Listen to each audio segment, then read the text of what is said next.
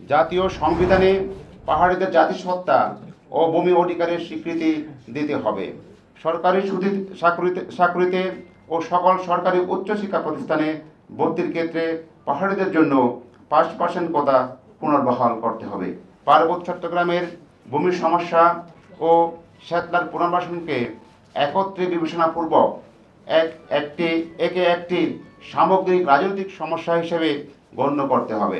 তথাকথিত সীমান্ত সড়ক ও পর্যটন স্থাপনা নির্মাণ সহ প্রাকৃতিক পরিবেশ ও জীববৈচিত্র্য বিনষ্টকারী সকল সরকারি ও বেসরকারি প্রকল্প বাতিল করতে হবে। কালার এক্সপার্ট, জর্জ স্যাপ এবং মাইল্ড অন হ্যান্ডস টেকনোলজি সমৃদ্ধ অরিক্স ক্রিস্টাল ওয়াশ আপনার লন্ড্রি এক্সপার্ট। প্রকৃত গণতান্ত্রিক পরিবেশ সৃষ্টি করতে হবে যাতে সকল ঢল ও সংগঠন স্বাধীনভাবে তাদের গণতান্ত্রিক কার্যক্রম পরিচালনা করতে পারে। 2. স্বায়ত্ত শাসনের অধিকার প্রদানপূর্বক পার্বত্য চট্টগ্রাম আঞ্চলিক পরিষদ ও 3 পার্বত্য জেলা পরিষদকে সংস্কার করতে হবে যাতে পার্বত্য চট্টগ্রামের পাহাড়ি জনগণ তাদের নিজেদের স্বতন্ত্র জাতীয় পরিচয়, সংস্কৃতি, ঐতিহ্য ও ভূমি অধিকার সংরক্ষণ করতে সক্ষম হয়। 3. পার্বত্য চট্টগ্রামের ভূমির সমস্যা ও শ্যাতলার পুনর্বাসনকে একত্রে বিবেচনাপূর্বক একে একটি সামগ্রিক রাজনৈতিক সমস্যা হিসেবে গণ্য করতে হবে এবং রাজনৈতিকভাবে তার সমাধানের উদ্যোগ নিতে হবে। এই উদ্যোগের অংশ হিসেবে পাহাড়িদের কাছ থেকে বেদখলকৃত জমি ফিরিয়ে দেওয়ার পাশাপাশি সেটলারদেরকে জমি ও জীবিকা সহ অন্যত্র পুনর্বাসনের ব্যবস্থা করতে হবে।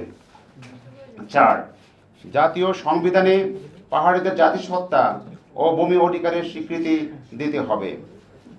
পার্বত্য চট্টগ্রামকে বিশেষ স্বায়ত্তশাসিত অঞ্চল হিসেবে ঘোষণা করতে হবে এবং জাতীয় সংসদে সাধারণ আসন ছাড়াও তাদের জন্য একটি নারী আসন সহ 7টি আসন সংরক্ষণ করতে হবে।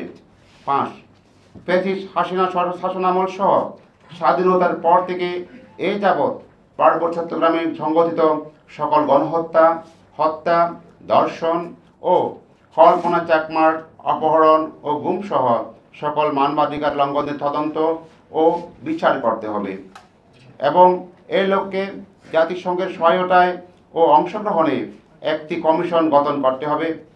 দিঘিনালা, খাগড়াছড়ি ও রাঙামাটিতে হামলার ঘটনারও অনুরূপভাবে তদন্ত ও বিচার করতে হবে। 6. তথাকথিত সীমান্ত সড়ক ও পর্যটন স্থাপনা নির্মাণ সহ প্রাকৃতিক পরিবেশ ও জীববৈচিত্র্য বিনষ্টকারী সকল সরকারি ও বেসরকারি প্রকল্প বাতিল করতে হবে। 7. সরকারি চাকরিতে ও সকল সরকারি উচ্চশিক্ষা প্রতিষ্ঠানে ভর্তির ক্ষেত্রে পাহাড়িদের জন্য 5% কোটা পুনর্বহাল করতে হবে। আজকের এই আমাদের যে প্রস্তাবনা আমি পাঠ করলাম, এক্ষেত্রে আরও এখানে আমি জানিয়ে রাখছি যে সেখানে পার্বত্য চট্টগ্রামে বিশেষ করে এই আজকের এই আলোচনাতে আমাদের